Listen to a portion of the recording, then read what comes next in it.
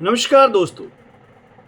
आजकल एक चर्चा का विषय जो मुद्दा बना हुआ है वह नेशनल हेराल्ड केस, क्योंकि ईडी ने चार्जशीट दायर कर दी है राहुल गांधी जी और सोनिया गांधी जी के खिलाफ। ये एमएलए का केस है, prevention of money laundering act का, पर इसमें इनको बड़ी छूट दी गई थी क्योंकि इनको गिरफ्तार नहीं किया गया था। अब जो चार्जशीट दायर की है उसमें सैम पित्रोदा जी का भी नाम है, सुमन दुबे भी है, राहुल गांधी और सोनिया गांधी जी है। अब ये नेशनल हेराल्ड केस है क्या, इसमें क्या हुआ है, ये सोचने वाली बात है। इसकी शुरुआत होती है 1937 में, जब जवाहरलाल नेहरू जी, उनके साथ पुरुषोत्तम दास टंडन जी, आचार्य नरेंद्र देव जी, कैलाश नाथ काटजू जी, रफ़ी अहमद जी, किडवई जी, पंत साहब, पालीवाल जी, इन्होंने एक मेमोरेंडम ऑफ एसोसिएशन साइन किया और एक कंपनी बनाई AJL, एसोसिएट जर्नल लिमिटेड, जिसका मकसद था इंग्लिश, हिंदी और उर्दू में न्यूज़पेपर निकालना। इंग्लिश में नेशनल हेराल्ड, उर्दू में कौमी आवाज़ और हिंदी में नवजीवन। उसमें 5000 हमारे फ्रीडम फाइटर्स ने सहयोग किया। तो उसके बाद ये कांग्रेस पार्टी ने 3 न्यूज़पेपर शुरू किए। इसमें दिल्ली में बहादुर शाह जफर रोड पर 0.3 एकड़ ज़मीन में 5 मंजिला इमारत बनाई गई। 1967 में वो लीज़ हुई, लीज़ पे वो ज़मीन ली गई और उस 5 मंजिला इमारत में न्यूज़पेपर छपने शुरू हुए। उसके अलावा भी जो AJL, एसोसिएट जर्नल लिमिटेड है, उसने और शहरों में भी रियल एस्टेट प्रॉपर्टीज़ बनाई, उनके पास हैं, जिनमें पटना भी है, पंचकुला भी है, मुंबई भी है। अब 2008 में AJL कहती है कि हम घाटे में हैं, हमारी देनदारियां काफ़ी हो चुकी हैं, तो हम न्यूज़पेपर नहीं छाप सकते। और 2002 से मोतीलाल वोरा जी इसके चेयरमैन आ रहे थे। अब जब इसकी टोटल वैल्यू निकाली जाती है, मार्केट वैल्यू कोई कहता है 5000 करोड़ की है, कोई कहता है 4500 करोड़ की है, और कलेक्टर रेट में भी अगर वैल्यू निकाली जाए तो कोई कहता है 2000 करोड़ की है, कोई कहता है मिनिमम 1600 करोड़ की है। अब जो वो 5 मंजिला इमारत भी है, उसमें भी पहले 2 floor, ground floor, first floor, वो पासपोर्ट ऑफिस के लिए रेंट पे गए हुए हैं।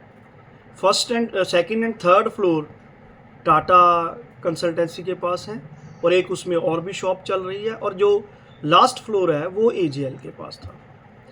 अब कांग्रेस पार्टी इसमें क्या करती है कि 90 करोड़ 25 लाख के करीब का ब्याज मुक्त लोन AJL को देती है, और कोई भी पॉलिटिकल पार्टी लोन नहीं दे सकती किसी कमर्शियल एक्टिविटी के लिए। पीपल्स रिप्रेजेंटेशन एक्ट के सेक्शन 29A से 29C की ये उल्लंघना है। अब उसके बाद क्या होता है, 2010 में यंग इंडिया लिमिटेड एक कंपनी बनाई जाती है, उसका ऑफिस भी उसी नेशनल हेराल्ड बिल्डिंग में रखा गया, और उस कंपनी में जो शेयर होल्डर्स हैं, 5 लाख की कैपिटल के साथ वो बनी, उसमें जो शेयर होल्डर्स हैं 38% शेयर राहुल गांधी जी के, 38% सोनिया गांधी जी के, और बाकी जो 24% हैं उसमें मोतीलाल वोरा जी, ऑस्कर फर्नांडिस जी, दोनों अब चलो नहीं रहे, सैम पित्रोदा और सुमन दुबे। अब इन 24% शेयर इनके पास हो गए। तो एक तरह से ये चंद लोगों की एक कंपनी बन गई। फिर उसके बाद क्या होता है कि 9 करोड़ शेयर 10-10 रुपए के यंग इंडिया लिमिटेड को AJL के ट्रांसफ़र कर दिए जाते हैं। और उसके बाद क्योंकि उन्होंने कांग्रेस का ऋण चुकाना था, पर कांग्रेस फिर वो ऋण भी माफ़ कर देती है, और यंग इंडिया लिमिटेड, जिसके ये 4-5 मेन शेयर होल्डर्स हैं, ये AJL कंपनी के पूरी तरह से मालिक एक तरह से बन जाते हैं। अब इसकी शिकायत सुब्रमण्यम स्वामी जी करते हैं, कंप्लेंट दायर करते हैं, उसके ऊपर पॉलिटिकल वेंडेटा की बात भी उठाई जाती है कांग्रेस की तरफ से। लेकिन इसमें एक चीज़ देखने वाली है कि जिस दिन ये शेयर भी ट्रांसफ़र होते हैं AJL के यंग इंडिया लिमिटेड को, उस वक्त भी AJL के अंदर 1057 के करीब शेयर होल्डर्स थे, जिसमें के हमारे जस्टिस मार्कंडेय काटजू जी भी और भी बहुत अहम शख्सियतें जैसे शांति भूषण जी भी शेयर होल्डर्स थे। और उनका कहना है कि हमसे तो कंसेंट तक नहीं ली गई, हमें तो पूछा तक नहीं गया, क्योंकि AJL में भी यही लोग थे और यंग इंडिया लिमिटेड में भी सोनिया गांधी जी, राहुल गांधी जी और यही लोग थे। तो वो जो ट्रांसफ़र हुआ उसके अंदर बहुत बड़ा एक घपला हुआ। और इस चीज़ को लेके सुब्रमण्यम स्वामी जी जो कंप्लेंट दायर करते हैं, उसके ऊपर लीगल प्रोसेस चलता है।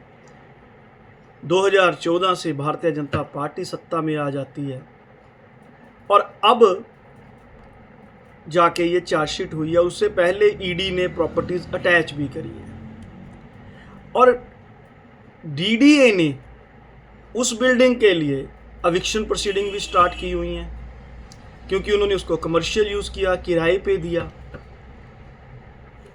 बीजेपी कहती है ये मनी लॉन्ड्रिंग हुई है, सरकार कहती है, ED कहती है ये मनी लॉन्ड्रिंग हुई है, और कांग्रेस कहती है क्योंकि नॉन प्रॉफिटेबल ऑर्गेनाइजेशन है इसलिए मनी लॉन्ड्रिंग नहीं हुई।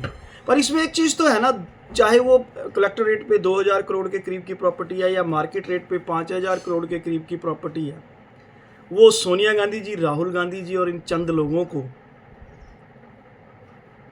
बहुत कम 50 लाख की कीमत पे मिल गई।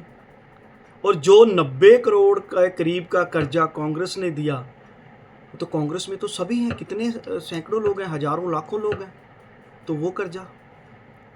तो कहीं ना कहीं तो खेल तो है। पर अब क्वेश्चन आता है कि भारतीय जनता पार्टी और ED, तो सबको पता है कि ED का दुरुपयोग कर रही है भारतीय जनता पार्टी 2014 से और लगातार कर रही है। इसके बारे में मैं क्या कहूँगा, ये तो खुद पार्लियामेंट के अंदर, राज्यसभा के अंदर वित्त राज्य मंत्री जी ने खुद माना है कि पॉलिटिकल लीडर्स के खिलाफ 193 केसेस पिछले 10 साल में हुए और कन्विक्शन हुई सिर्फ 2 केसेस में। टोटल जो सभी लोगों को मिला के 5000 केसेस हुए, उनमें से कन्विक्शन हुई सिर्फ 40 लोगों को, यानी 1% से भी कम। तो यहाँ साबित होता है कि ED का दुरुपयोग तो होता है। एक तरफ जहाँ कोई रिकवरी भी नहीं है, जहाँ कोई डॉक्यूमेंट भी नहीं है, गवाहों को 8-8, 9-9 बार बुला के उनके बयान लिए गए कि किसी तरह से केजरीवाल जी को फ्रेम किया जा सके, उस केस में तो केजरीवाल जी की अरेस्ट हो जाती है, उनकी जमानत का लगातार विरोध होता है, लेकिन नेशनल हेराल्ड केस में अरेस्ट नहीं होती, जिसके तो सबूत भी सामने आ रहे हैं और चार्जशीट भी पेश हो गई है। तो ये क्या दर्शा रहा है कि कहीं ना कहीं भारतीय जनता पार्टी भी कांग्रेस की तरह एजेंसीज का दुरुपयोग करती है। अब इसमें जो धाराएं लगाई हैं PML एक्ट के तहत लगाई हैं, prevention of money laundering act के तहत, लेकिन ये तो सबसे पहली जो वायलेशन है वो तो रिप्रेजेंटेशन ऑफ पीपल्स एक्ट की है। क्या PML इसमें लगता भी है? ये एक बहुत बड़ा क्वेश्चन है। पर सुप्रीम कोर्ट, क्योंकि जब सुप्रीम कोर्ट गई थी कांग्रेस इस केस को रद्द करवाने के लिए, तो सुप्रीम कोर्ट ने मना कर दिया था कि नहीं ये केस चलेगा, तो इसके ऊपर हम टिक्का टिप्पणी नहीं कर सकते, किंतु परंतु नहीं कर सकते। परंतु एक चीज जो इसमें समझने वाली है कि किस तरह से जो लीज्ड प्रॉपर्टी हैं, लीज पे ली हुई प्रॉपर्टी हैं, जो कांग्रेस के आम वर्कर का पैसा है 90 करोड़ के करीब, वो पहले AJL को ट्रांसफ़र किया जाता है, उनकी देनदारियां दी जाती हैं और फिर यंग इंडिया लिमिटेड YIL बना के बड़े तरीके से वो सारी प्रॉपर्टीज़ को एक कंपनी, चाहे उसको नॉन प्रॉफिटेबल ऑर्गेनाइजेशन कहते हैं, लेकिन उसको ट्रांसफ़र कर दी जाती हैं, जो हज़ारों करोड़ की प्रॉपर्टीज़ हैं। वहाँ पे बहुत बड़ा प्रश्न उठता है दोनों पार्टियों के ऊपर, कांग्रेस के ऊपर क्योंकि वो करप्शन में लिप्त पाई जाते हैं उनके नेता, और भारतीय जनता पार्टी के ऊपर क्योंकि वो लीडर्स को ED के जरिए उलझाने का काम करती है, और जब वो उसमें शामिल हो जाते हैं भारतीय जनता पार्टी में, तो बचाने का काम भी करती है। नमस्कार।